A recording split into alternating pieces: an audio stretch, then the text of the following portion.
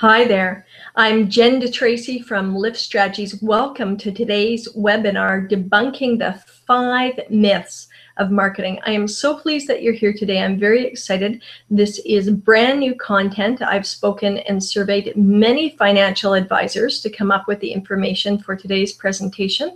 I've already test drove this presentation 3 times with different financial advisors in different places in Canada. So I'm pretty excited to share this with you. We're going to start in a moment. I just want to remind you that during this webinar, I'm going to give you exceptional value. So you might want to get your pen and paper ready to write down, take as many notes as you can, and shut off your phone, shut off your email, shut off any chat that you have, anything else on your computer that will distract you so that you can fully focus on what I'm going to share with you today. This is brand new content. So let me bring up the slide deck here. I'm just going to go to sharing mode and grab this for you. And actually, I'm just going to do one quick thing first. I'm going to go in and get it all set up. There we go. Beautiful. It's going to be lovely. Now I can share it with you. Perfect. Okay, so this is the slide deck that we're looking at today. The 5 myths, debunking the 5 myths of marketing. So today, here's the plan. We're going to explore how preconceived ideas about marketing create roadblocks between you and the success of building your client fan club. Now, I know this is a long time ago, but 22 years ago, I helped Canadian singer-songwriter superstar at the time, Sarah McLachlan, build her fan club. And here's a picture of Sarah McLachlan and I back in probably 1993, I think it was, that we were at a big event. And what I did to help Sarah was I customized the message to each fan, and we also got employees at record stores very excited about her new CD, and they promoted it relentlessly. And that CD was Fumbling Towards Ecstasy. And it was amazing, the results. Within less than a year, this record or CD at the time went 3 times platinum, not 1, not 2, but 3 times platinum. That's 300,000 copies in Canada, 3 million copies in the US. Fantastic. And so when I started my marketing consulting practice 15 years ago, I basically wanted to use the Build Your Fan Club as the premise behind the systems and tools that I created. And as a result of that, I created the LIFT process, this 5-step proven marketing process. And I, more recently in the last year, have been working specifically with financial advisors, because I've worked with thousands of people, business owners, through using the LIFT process, whether it's one-on-one consulting or at my keynotes or workshops or full-day programs, whatever. All the different ways that I've done that, and some components in my book as well. So through that process, I decided to start working with financial advisors and doing consulting for them, providing them with this proven process so that they could gain a higher yield.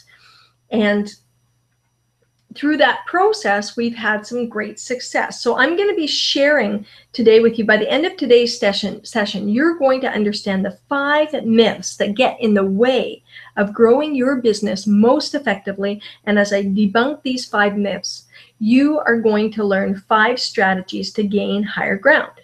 Now, before I jump into this content, I do have a proposal for you, because my goal is to provide you with as much power-packed value as I can during the next hour that we're together. So what I want to do is, near the end of my presentation, if you feel that you have gotten value from this presentation, I would like you to consider, like, if you feel actually that this presentation will help improve your business, I would like you to consider my offer. So does that sound like a plan?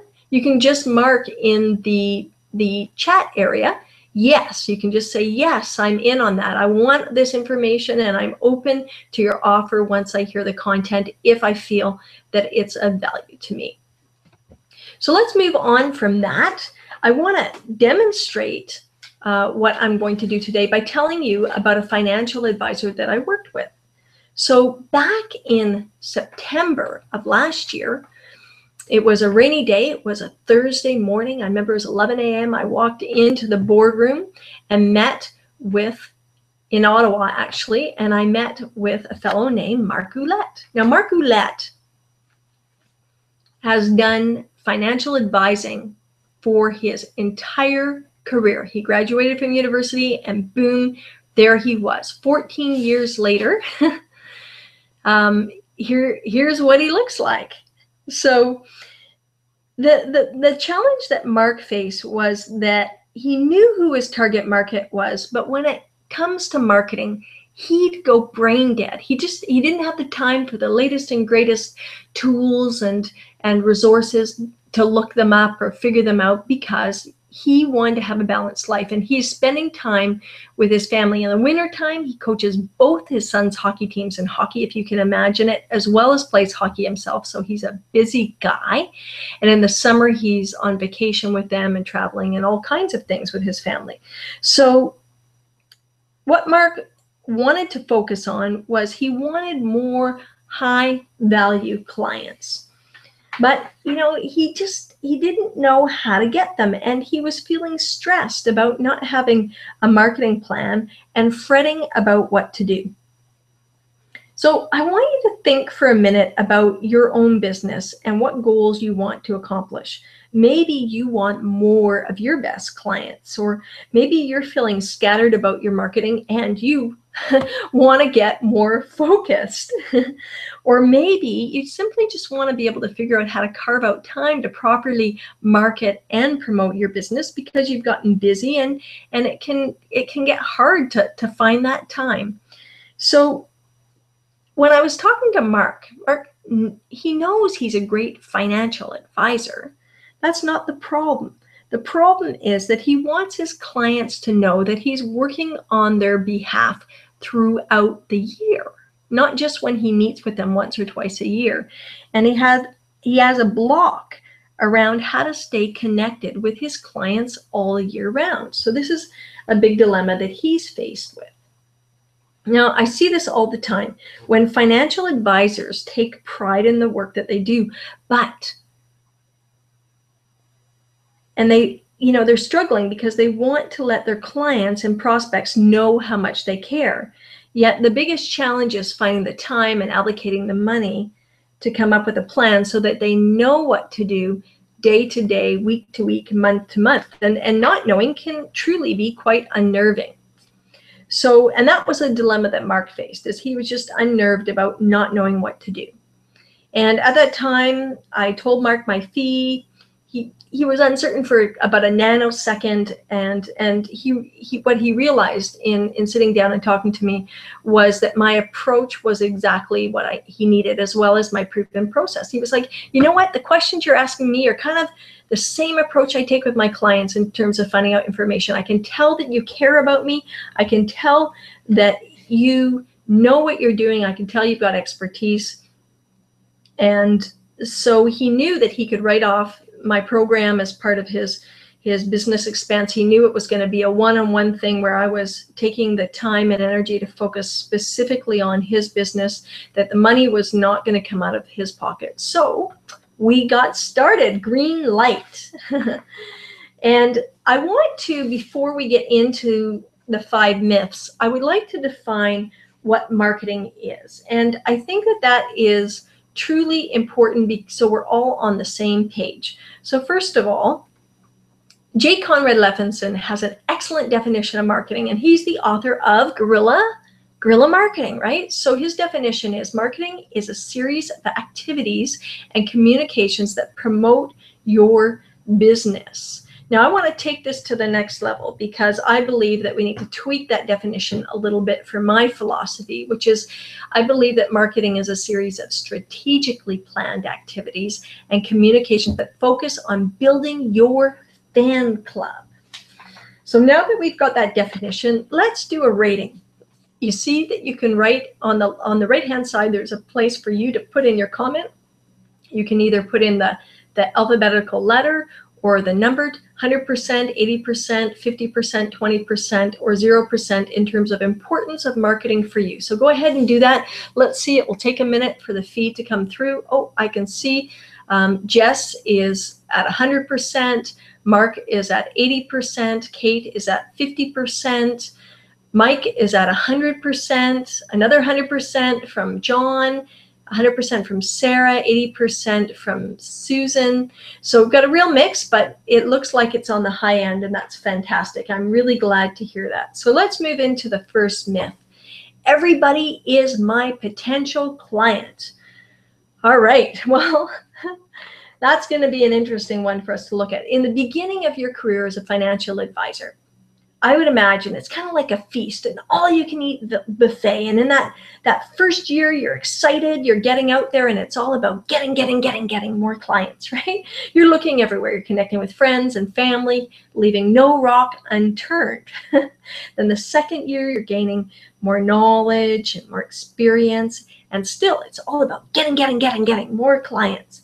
And in the third year, you notice that you're feeling more confident and competent, and that may happen sooner in your career. It may come a little bit later to that 3-year mark, but that's kind of the landmark that in talking with financial advisors that they said seemed to be strong for them. And then in the third year, you're gaining some real major insights. And one of those insights might be people are weird. I'm just saying that, sometimes people are a bit weird. I know that when I worked for Sarah McLachlan's record label, the fans were like crazy people sometimes. But really what I want you to focus on as noticing at the 3-year mark, if you haven't already gotten there, is that you will see that you have similarities in your clients, in some of them. So let's say just hypothetically that the similarity is that your clients, a lot of them are young couples. Great. So they're young couples. You're going to walk through life with them, helping them build their financial wealth and guiding them through that process. And that's great. But where is the gold now? Where's the money now? Well, it's with their parents. And when you get to that level of consciousness and you realize, okay, I'm fine working with the young couples I have on my roster, but I want them to refer me and recommend me to their parents. I want them to love me so much, they are going to tell their parents how fantastic I am, and I'm going to get in front of their parents, and I'm going to help their parents out, because their parents are the goal. They're at that stage where they are getting ready for retirement, or in that process of thinking about it at least. And so when you get that consciousness, all of a sudden we can debunk that myth that everybody is your prospect or client. It's not true. And now you can focus on nurturing the relationships with the young couples, and you can focus on building your fan club of parents. So that is the key. Now I want to read you a tip from my marketing book, and the money represents the parents, right? just as a reminder about that. Okay, so my book, Live Strategies, Quick Tips to Engage Customers and Elevate Profits. I'm going to read tip number 47, allow yourself to say no. So there comes a time when I was speaking to or corresponding with a prospect who did not fit my ideal client profile. I broke my own rule. Now, I just want to stop there for a sec. Anybody out there, you can just nod, break your own rule. It's painful, right? You're just kicking yourself. I know that I have kicked myself when I break my own rule. The result in this particular case was that I spent a great deal of time communicating with this individual who was either a procrastinator or was not a decision maker. So yesterday, he asked me if I wanted to go for coffee, and I said no. I told him I usually work with companies that are larger and are ready to take action, and I finished by saying, when you are ready to take action, let me know. When we look at everyone as our potential client, we limit our business and waste our time and energy. You have to remember, your time and energy is precious. So few of you hearing this marketing tip have a multi-million-dollar marketing budget to market to everyone, and it can be very expensive to take that sort of scattered approach. Look at your business as it is right now. Who are the clients you love doing business with? Who are the clients that buy your products or services and they pay the fees they have to pay, and guess what? They're mutually respectful. Who are those people? Those are the ones you want. These are the clients that you want to say yes to. These are the types of clients that you want to categorize by industry, personality, revenue, demographics, all those sorts of things to effectively select the appropriate promotional methods and invest your marketing dollars efficiently in keeping your ideal clients as clients and getting more of the same. So that truly is one of the keys, is once you lock in and you know who your ideal customers are. Now, I'm talking about the ones that love you, that you love back, where there is profitability. Once you get to that point, then you can pat yourself on the back, and then it's time to roll up your sleeves and do the work when it comes to marketing. So let's debunk myth number 1. Everybody is not your client. Focus on your ideal prospects and fans. That will save you a lot of time and a lot of pain. So let's just get some feedback from you all just on this. If you agree that not everybody is your client, focus on your ideal prospects and fans. And I know early on in your business, it might be you just trying to get what you can. And in the first couple of years, it can be like that. However, at a certain point, you're going to realize that you're going to have people in your book that you don't want. And then you've got to deal with how you're going to get rid of those people down the road, or sell off those lists, or however you're going to do it. So the more you can have a great book from early on in your career, the better. So A is yes, I agree with myth number 1. B is no. Just fire off your answers, send them in, and I'll take a look and see how you're rating on that. I see a bunch of yeses coming in now. We're just going to keep moving on, though, with the content, because we have a limited amount of time here today, and your time is precious, so I'm just going to keep you on track. Okay, so marketing myth number 2. Marketing to my existing clients is a waste of time. So when you get that first client, or when you're in the prospect stage, there's a lot of legwork to getting from that first meeting to the big yes. And when you get to that yes, and you do all that you need to do, including delivering what you say you're going to deliver, what happens next? Is it next client, next client, next client? Well, what happened to the client that you just signed? I equate it with a long-term committed relationship, right? So when you meet somebody and you're courting, and there's a little bit of love going on, and then over time, as you get to know each other, you might decide to move in together, get married, and then what happens? First of all, there's the great food, right? Because relationships are about eating.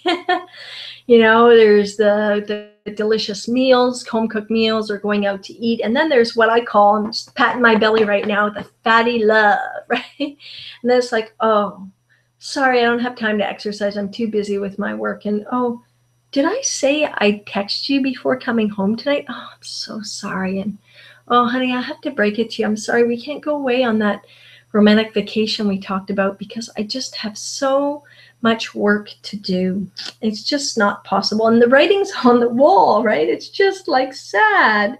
And so the same applies to your client. In the beginning, you want them to feel the love, right? You want them to feel some reassurance. You want that client to know that you are there for them. And in those first 3 months, it's a very tender time. And you want to make an effort in as many ways as possible to connect with them. And many of you are probably already doing a thank you card. You might be sending out a letter. You might be giving your client a gift or taking them to lunch. whatever those things are, you need to have a multitude of things in that first 3 months so they know that you are there for them. You are solid in this relationship. That gives them reassurance and confidence. I call it the new client funnel. So new client funnel, ideally 3 months, having marketing strategies to put in place. And once you get that system in place, it's fantastic, because then you just have it. It works. You still have to do the work or get your assistant to do the work, but you know exactly what you're going to do. Mark has the cards in his desk. He's already got them all prepared. He's got a system in place to send them out. He wasn't doing cards before. It wasn't his thing. So, sometimes you're going to stretch out of your comfort zone and do something that might feel a little bit foreign to you in the beginning, but the benefits of it are going to be fantastic. Now, I worked with a financial advisor. She was my financial advisor, and I loved her. She would have the best parties ever, the big barbecues that you go to where all the clients are there and there's so much food you just can't get through it all. And the backyard was decked out with a fountain and beautiful gardens, and the front view had a view of the ocean, like a fantastic place to be. And then the market crashed, and I had my advisor trading on my behalf on the stock market. So my portfolio was a high growth portfolio, and it shrank to half. And I'm sure she was shocked, and I was shocked, and the whole world was shocked. Because anytime that happens, it's not a pretty picture. So I was shell shocked. I didn't put money back into my investments for a little while until I saw that there was some stability happening in the marketplace. And the interesting thing was, I didn't hear from my advisor much during that time at all. And then one day I got an email, and I was excited. I'm like, oh, I've got an email from my advisor. And started off with, guess what? And then it said, guess what? This is the year of the client. Yeah. And I thought, well, every year should be the year of the client. To say she did not stay my advisor for all that much longer. The reality is that no matter where the market is great or moderate or terrible, your job is to stay connected with your existing clients. So you'll have clients go through the new client funnel, and then they will become a part of your existing client funnel. And you will stay in touch with them through various different marketing promotion activities other than phone calls and meeting with them in person. And it's vital, because they need to know that you are there through thick and thin, not just when times are good. And that's where my advisor took the side ramp or something like that, and did not end up in the right place. And I would suspect I'm not the only one that ended up leaving her behind. Now, the other thing I want to talk about is around, how do you stay connected with your clients? And I'm just going to give you one example for now. But before I do, actually, I just want to talk about a concept with you, is that you, first of all, need to be open to understanding that you can repeat your message over and over and over again. And you can do this because your clients won't hear you. It will go right over their head. They call that like an airplane joke, just flying right over the head until they're ready. And I want to give you an example of that. I used to go to a breakfast networking group on Thursday mornings. It started at 7:30, so it was bright and early. I'd have to get up before that and get my suit on and get out the door. And as I was driving to this event, I would practice my elevator pitch, or what I wanted to say, over and over again on the phone. Not on the phone. People probably thought I was crazy, because this is before cell phones were really big, and just talking in my car. And when I got there, there was a woman there who sold insurance. She sold critical illness insurance and disability insurance. And each week, she would tell a story about critical illness or disability insurance. And I heard these stories for a whole year. Every week, on and on and on. And then about a year later, my 14-year relationship ended and I became single. And as a business owner, a single person, I started to ask myself, well, what's my safety net? How am I going to protect myself? Who's going to take care of me now? And I listened to this woman from my networking group for a whole 6 months. And then finally I came up to her and said, okay, I'm ready to get insurance. And so that's an 18-month selling cycle, right? And even though I had a need for 6 months, but because she kept repeating her message, I finally said yes. I said yes. Now, as I mentioned, I'm going to talk a little bit about an example around marketing. I just want to refer to another slide here. Jay Abraham is a marketing guru from the US, and he raises a good point about there are 3 ways to make money. And one of those ways is getting new clients. Get new clients. And that is great, but it's only one way. Then you have get your clients to buy more. That's where you really start making the money because you've built up the trust and you're building up the relationship and they like you and they trust you. So let's backtrack to Mark Ouellet for a sec, or fast forward, whatever way you want to look at it. So he had no regular, consistent contact with his clients. And when we were building his marketing action plan, his annual marketing action plan, he agreed that he had expertise and that he should share that expertise. So I said to him, well, why don't you do an e-newsletter to your existing client database? And he said, well, how often do I need to do that? And I said, well, you need to decide because you're writing the content. It's more about your commitment to the process. So if you can do it 4 times a year, great. If you can do it 6 times a year, great. And he said, well, let's start with 5. I can do 5 times a year. So I said, okay, fantastic. So the first email that he sent out, guess what happened? It was incredible. He had all these people email him back and tell him how much they loved him and how great it was to hear from him. And now he has potential for many, many testimonials that he can use if he chooses to. Then guess what? Another way to make money is get your clients to not only buy more often, buy more, but buy more often. So now, last time I talked to Mark, he had sent out 3 of his marketing tips. So he was 3/5 of the way through.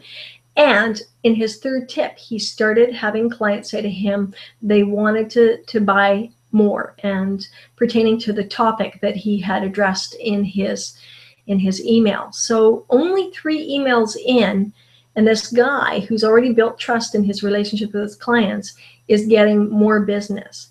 He also, since he started working with me, has gotten some really amazing client referrals, so that are high-level clients. So things are really starting to move forward for Mark. And the last thing I want to talk about around customer or client loyalty is this, is that your clients most likely will stay loyal to you if they know you care.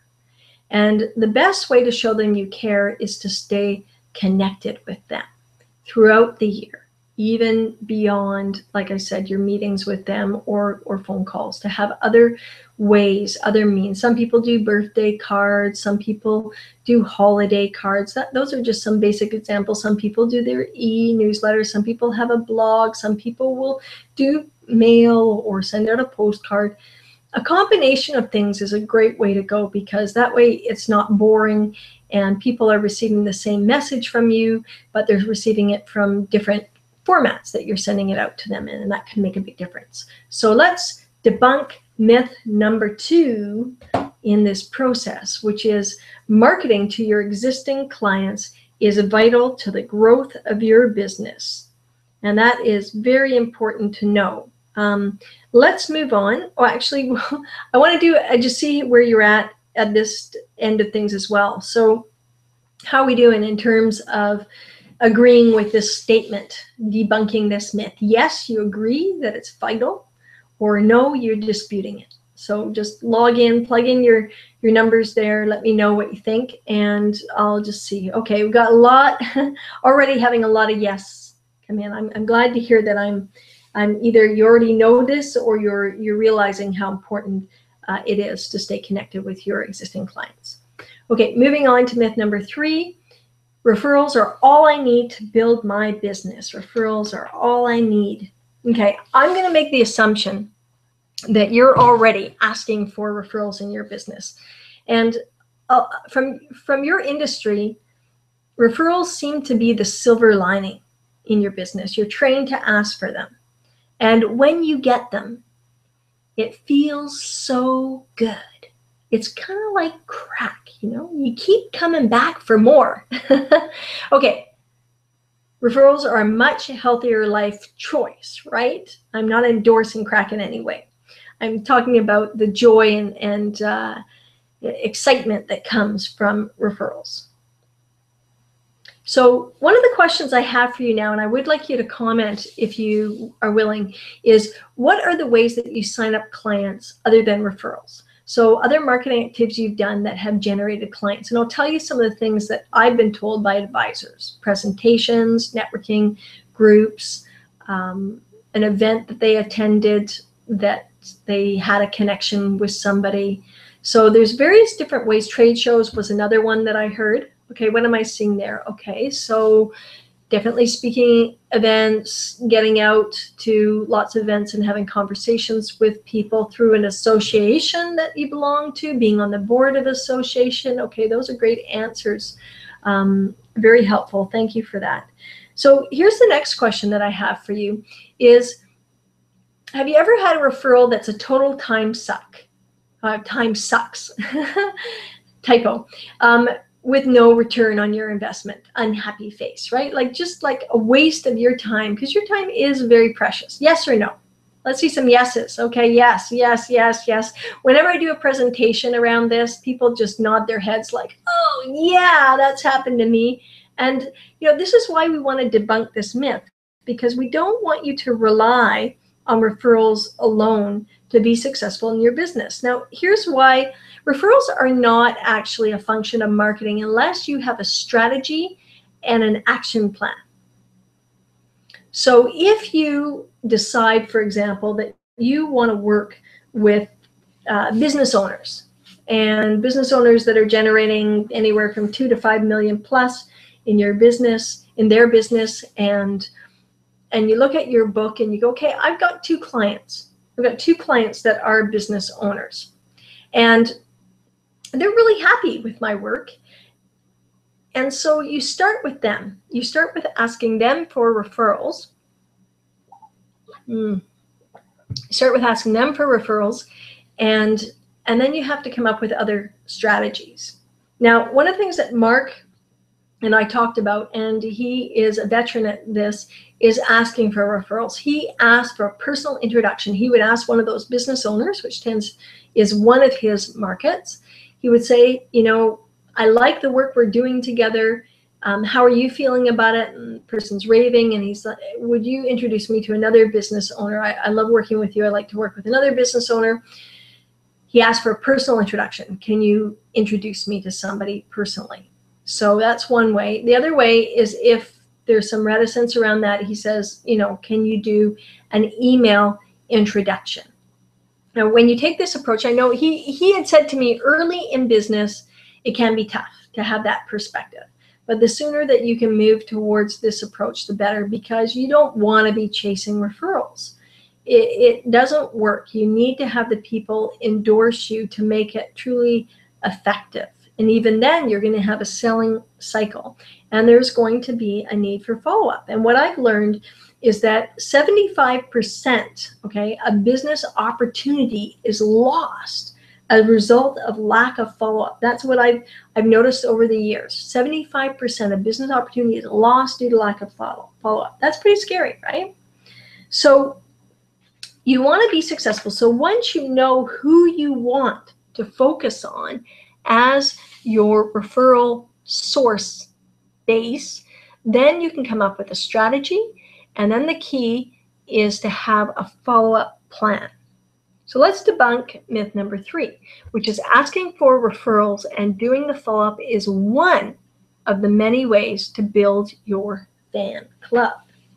So let's move on to myth number 4. Oh, actually, okay. Who agrees with this myth, actually? I get all excited. I just want to jump on to the next myth, but I want to hear from you first. So yes, do you agree with that? Or no, do you?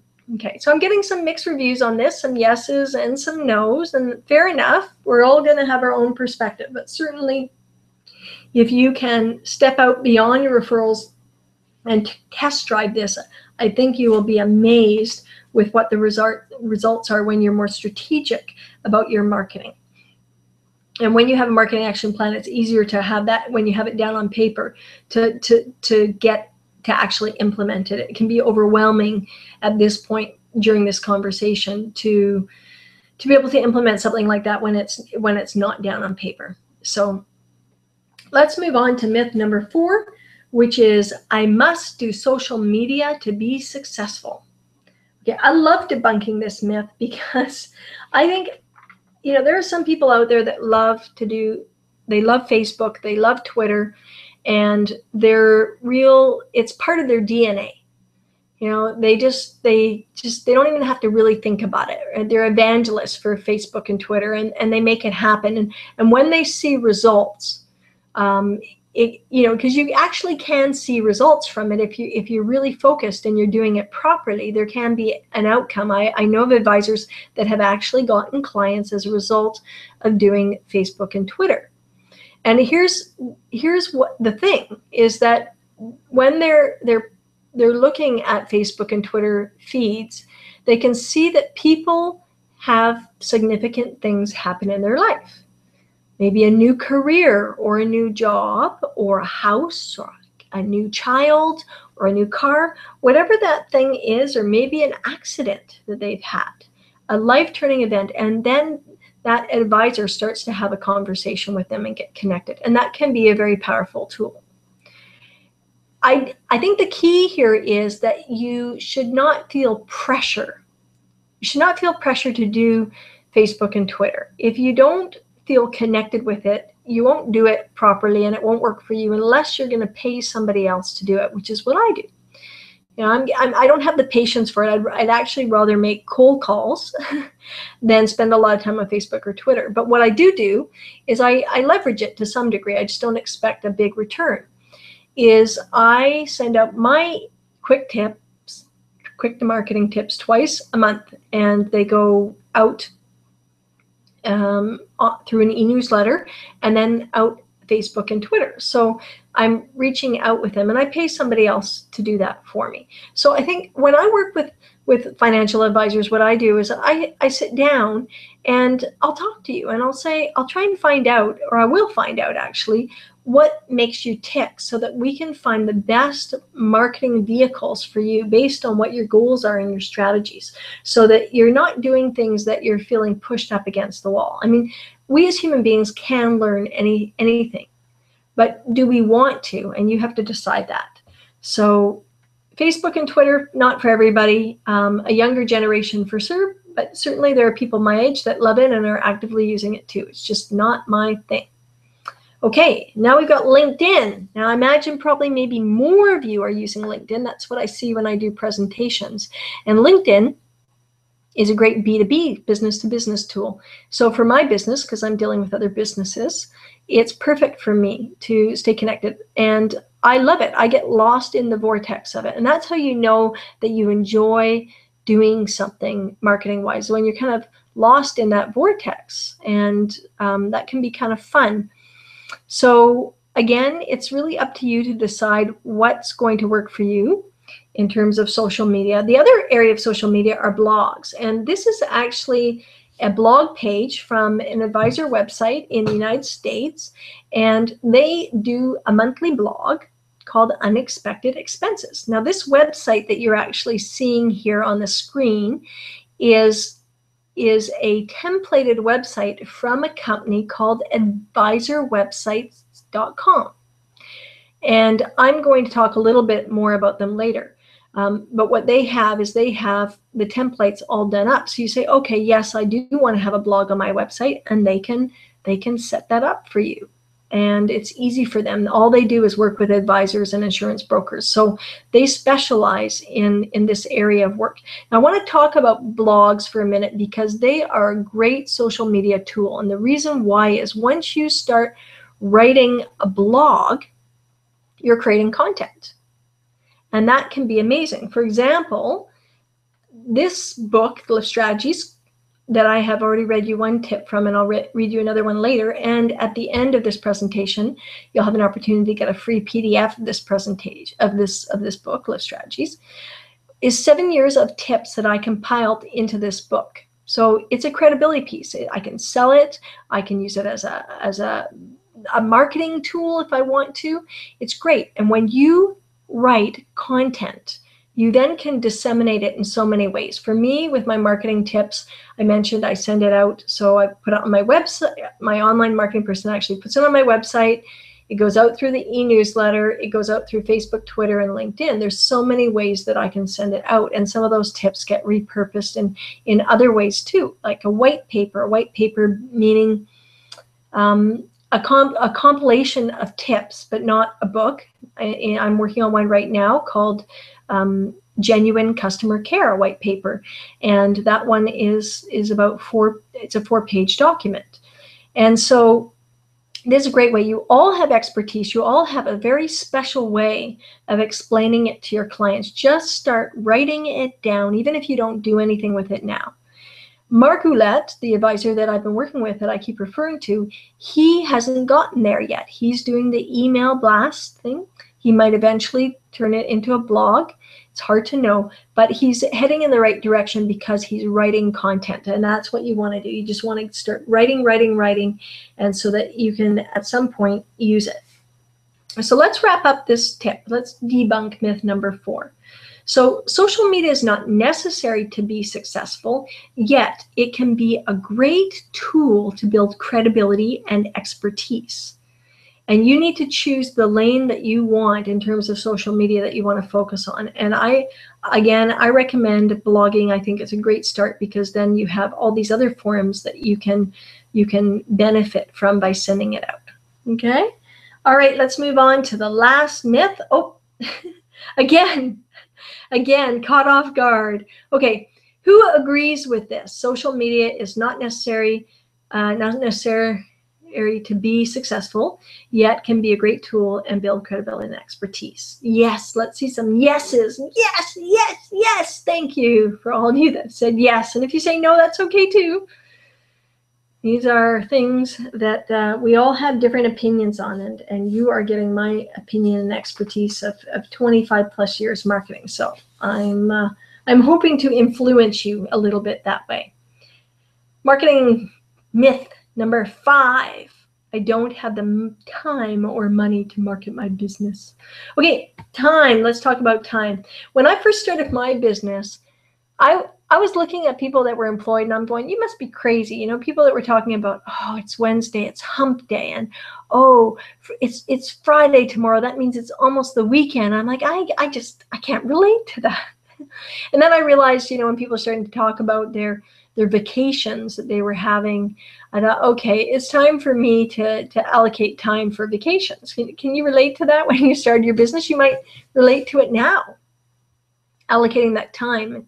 I mean, we live in a different world as business owners at times. So back 13 years ago, what I did was I pulled out my day timer and I took a Sharpie and I made a big, thick black line down a whole week of pages to allocate that I would not be available. And that's how I started taking my vacation. And I imagine you've come up with a system for yourself to take time off because it is really important. What about your personal life? Things like dentist appointments, doctor's appointments, all the fun stuff, haircuts, dealing with your personal taxes. If you have kids, getting them around, special events that you want to go to on the personal side. Are you putting those into your schedule as well? Well, here's the key. The reason why I ask you these questions is that if you're doing all of that, certainly you can allocate 2 hours a week to marketing. This is the key. This is what Mark Ouellet did. As soon as he had his plan in place, not even before it was completely done, he started allocating Friday for 2 hours to marketing. And when he's not in on a Friday, he moves it back to the Thursday. He is committed and determined to make things happen now that he knows what his marketing action plan is.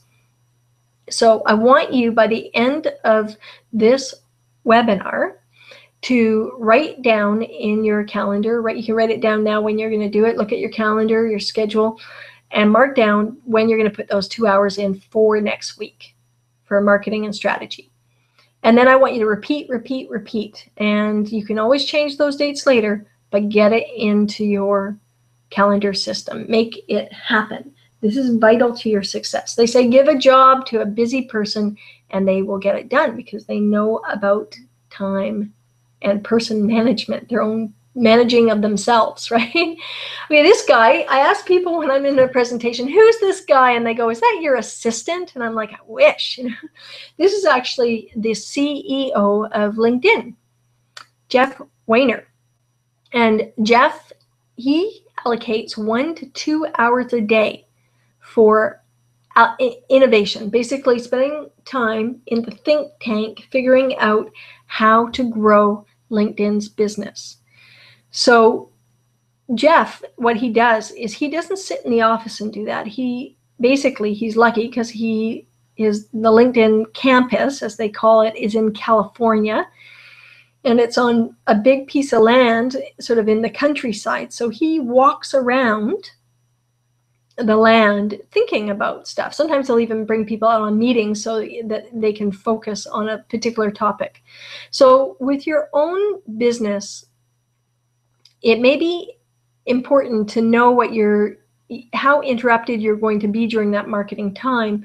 And maybe you have to move yourself someplace else to do some of that strategy work. Or maybe you need to work with somebody else in order to have that focus so that you're not interrupted.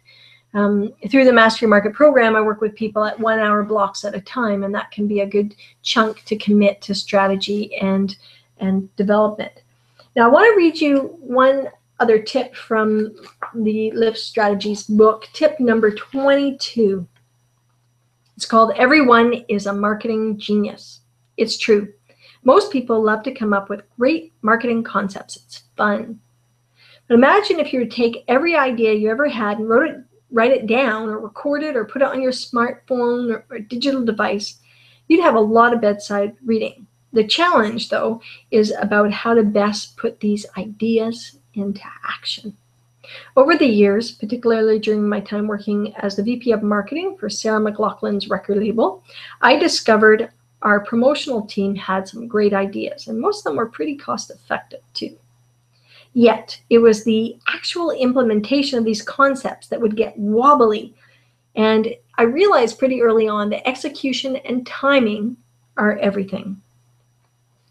As business owners, we don't always have the ability to accomplish these things alone. Sometimes it's important to have a business partner, a mentor, hire a coach, a consultant to be part of the process.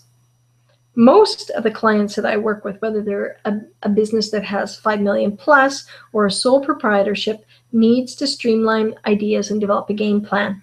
Yet once a game plan is in place, I have found it best to walk alongside them to make sure the implementation happens. Because it can be tough when you're operating solo. It's not an easy thing. So over the years, I've had mentors, coaches, coaching buddies, and worked with consultants to help keep me on track. And this is necessary. There'll come a time where you are going to need help. And maybe that help is the first thing you're going to do is you're going to get an assistant. And when you have the money or time to get an assistant, then they will be able to do a lot of the implementation of your marketing themselves. So whether it's the assistant or a consultant to help you with your branding or marketing, or again, we'll go back to Advisor websites. Maybe you need a web development company to help you with your website. And Advisor websites, as I mentioned, they gear all of their websites towards people in your industry, and they understand that compliance can get in the way of you getting your website up and running fast. And they take care of all that for you because they know what all the compliance regulations are in Canada and the US. So they make sure to follow them so that things are easy for you. And that is a great way to go, because you're dealing with people that are experts, and then you're not having to deal with those compliance issues yourself, which can save a lot of time and a lot of stress. So, and when I talk about advisor websites, there is no kickback for me when I mention them. It's because I think they have a great product and are helping a lot of people. And having a website is important. It's people look to you. Like, I've gone on to look for businesses and I haven't been able to find a website. I'm like, where are they? And so it's important to factor that into your business. So let's move on to, I don't have the money to market my business. And I want to do a quick exercise with you, and we're going to do a little timing on it because we are coming into the final stretch. We are at approximately the 50-minute mark of this webinar. So I want you to write down all the things you're doing right now in your business that cost money, that are marketing related. Everything from postage to thank you cards, to holiday cards, to acknowledgement cards, to lunches, golf games, your business cards, any other printed materials you're doing, your websites, client lunches, networking meetings, association membership, anything along those lines that you're doing. Just make a list and number it, not by priority, just like I've done, just a list. And write down as many things as you can. I'm going to pause for a minute and just give you a little bit of time here. And even if I'm talking, I want you to still keep writing. Just write down as many things as you can think of that are just ways that you get your name or your credibility out there. Let's talk about some of the social media things that we talked about. Maybe you're not spending money on those things. Maybe you just have a hosting charge, or you've paid someone to help you do some branding, any of that kind of stuff. Okay? All right. So what I want you to do is I want you to, in the comment section, write down how many things that you are currently doing. Now, some of you might only be doing a couple because you're just getting started. You might have a business card, and you might have one other thing that you're paying for marketing-wise. You might have 3 things, 5 things. You might have 10. You might be a rock star and have 11 or 12. But let me tell you, just having a lot doesn't mean anything unless you're doing stuff strategically. So let's see. Okay, so I see 5, 6, 2, 2, 3, 8, 4, 11, 15, 10, 7, 7, 6. Okay, fantastic. So just keep sending those in. I just really want to see them. My point is this, is that just because you're spending money doesn't mean it's on the right thing. There's good things and there's bad things to spend money on. And in my surveys of advisors, I heard many advisors say, you know what, if I were to buy every prospect lunch, I would go broke. This advisor, Christine, said that the lunch is the prize that she gives the prospect when they become the client. And Richie said, if his prospects are serious, then they're willing to meet with him in the office or in their home, and he's not taking out his wallet. So people, once you get rid of those ways of spending money on marketing that are just like depleting you completely, you can put your money back into the things that you really want to focus on. And when you have a marketing action plan, the beauty of that is that you know what you're going to spend your money on. You absolutely know, because you have a plan. And you can work with that plan because you know what money is going to go out the door and when it's going to go out the door. And then if you're tempted, you get a phone call from somebody and they say, oh, there's this great directory and you're going to generate a lot of business from it. And you can say, well, actually, that's not part of my marketing plan for this year. It's not part of my budget. No. So you can say more no's around being tempted on spending things that might be that magical marketing pill. And that is the key. So when you have a marketing action plan, you focus on the areas that you want to, and that's really, really important. And as your business grows, you will have more money. Now, in the beginning, again, if you're putting money into marketing activities that are not working for you, or you're not on the right path, or you're spending money on piles of lunches for prospects, you're not going to have a lot of money and it's just not going to be beneficial. You need to start thinking about where that money is going to come from in your piggy bank so that you're investing properly in your marketing. It's about having a proper marketing portfolio. So you need to have a strategy, there needs to be innovation, a plan, and that's where the success comes from. That's when you start to see the increase in sales, and that is vital to your time and your energy. So let's debunk myth number 5. So when you have a marketing action plan, you will schedule the time and allocate the money you need to master your market. That is it. So let's see here. We're not done yet. There's a little bit more to this webinar today, but we are coming into the final stretch. So be sure to take a few more notes before we wrap up. So let's debunk myth number 5 in terms of yes or no's. Do you agree? Do you not agree? Just put those up while I just move on to the last part of this webinar. I want to go back for a sec to mention Mark. So you can see Mark, he already is getting more high value clients. He has several things in place above and beyond the emails that he's sending out to stay connected with his existing clients. He wants more business owners. He wants more retired clients, and he has some strategies in place in his marketing plan to get those. He is totally building his ideal fan club. That's what he's committed to doing. He understands he needs to do this stuff. He's committed to marketing every week. He's writing content. He's doing all the right things. And it will be interesting because I believe that it takes 9 to 12 months from the time that you start your marketing plan to see success. And why do I believe that? It's kind of like the inception of a baby.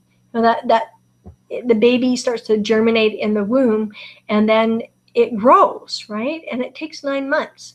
And I believe that takes time because there has to be frequency to your message. People need to hear it over and over again. I talk about these things in my proven process. So I've kind of given you some gems in that way.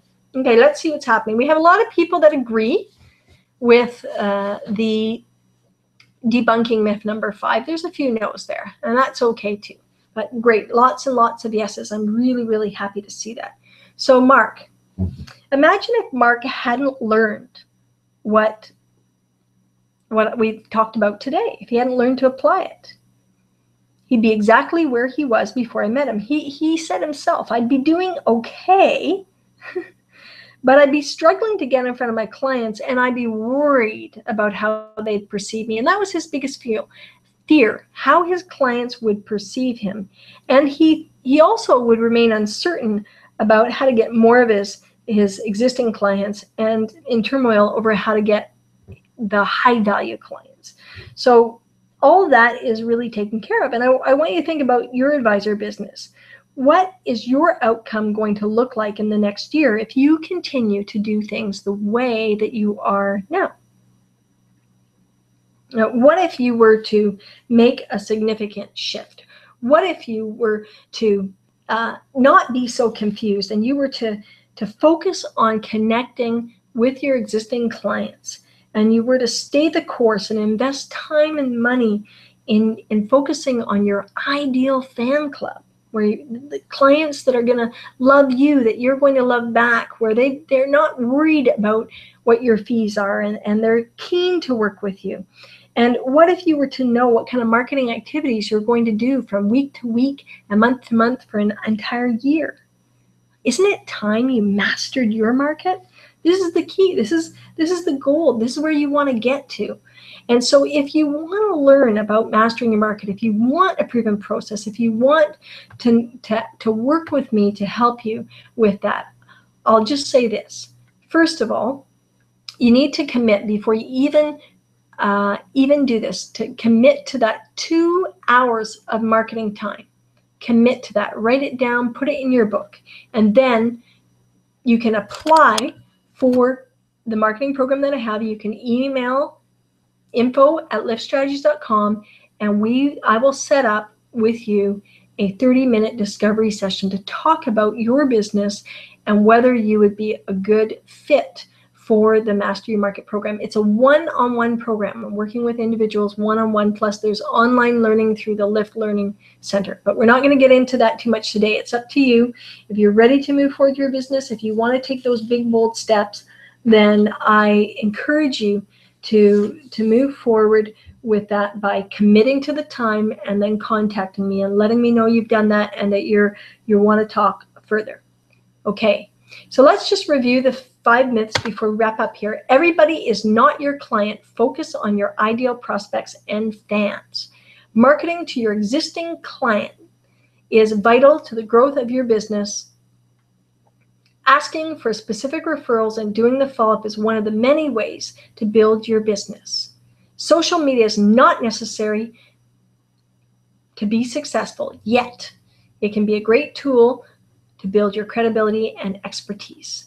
And myth number 5 that we're debunking here. When you have a marketing action plan, you schedule the time and you allocate the money you need to master your market. Okay, so if you want the book, you can email me at the same email address as the application process. Just put in the subject line, free book. I will send you a copy of the Lift Strategies PDF so that you can have a copy of that book. Thank you for coming out. And finally, some last words here. It can be very overwhelming to tackle everything that I've suggested to you all at once. I've come out of many workshops feeling exceptionally overwhelmed. So unless you're going to work with me, I really recommend that you just pick one thing that you gained that you know will improve your business and focus on that. Because if you focus on that one thing and you stay the course with it, you will move forward towards your goal in less time with more ease. But it will take some commitment. So stay the course. Stay the course. If you can rate this webinar in terms of where you see the content, number 1 being excellent, number 2 being lots of learning, number 3 not sure. Okay, so let's see what's coming in. Okay, lots of number 1. So lots of excellence, lots of great reminders, lots of learning, good stuff. Well, you have been great at participating in this webinar today, and I'm thrilled and honored to be sharing this information with you. Again, if you want to apply for the Master Your Market program and get a discovery meeting, you don't have to commit to it till we have the discovery meeting, so there's no pressure there. We can do that. So definitely email me and let me know that you want to move forward with that. And we're going to wrap up. That's debunking the 5 myths of marketing. Thank you so much for your time today. I am thrilled to be sharing this information with you, and I look forward to connecting with you in the near future. Thanks so much. Signing off for today. Bye.